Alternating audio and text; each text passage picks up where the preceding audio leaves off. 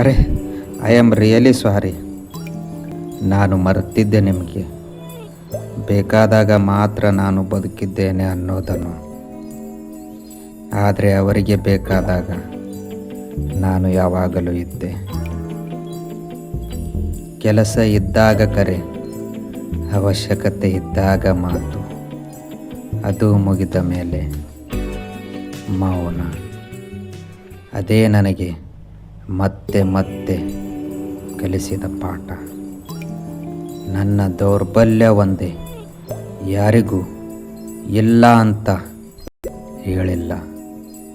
ನನ್ನ ಕೈಯಲ್ಲಿ ಇದ್ದಾಗ ಎಲ್ಲರಿಗೂ ಕೊಡ್ತಾ ಹೋದೆ. ಎಂದಿಗೂ ಹಿಂದೆ ಸರಿಯಲಿಲ್ಲ. ಆದರೆ ಅದೇ ಕಾರಣಕ್ಕೆ ಇವತ್ತಿನವರೆಗೆ ಅನೇಕರು ನನ್ನನ್ನು ಬಳಕೆ ಮಾಡಿಕೊಂಡಿದ್ದಾರೆ. ಆದರೆ ಈಗ ನಾನು ಬದಲಾಗಿದ್ದೇನೆ. ನನ್ನ ಬೆಲೆ ತಿಳಿಯದವರಿಗೆ, ಅರ್ಥ ಮಾಡಿಕೊಳ್ಳದವರಿಗೆ ಇನ್ನು ನನ್ನ ಸಮಯವೂ ಇಲ್ಲ, ಮಾತಾಡೋ ಮನಸ್ಸೂ ಇಲ್ಲ. ಹೆಚ್ಚು ಜನರ ಅಗತ್ಯವೂ ಇಲ್ಲ, 4 ಜನ ಸಾಕು.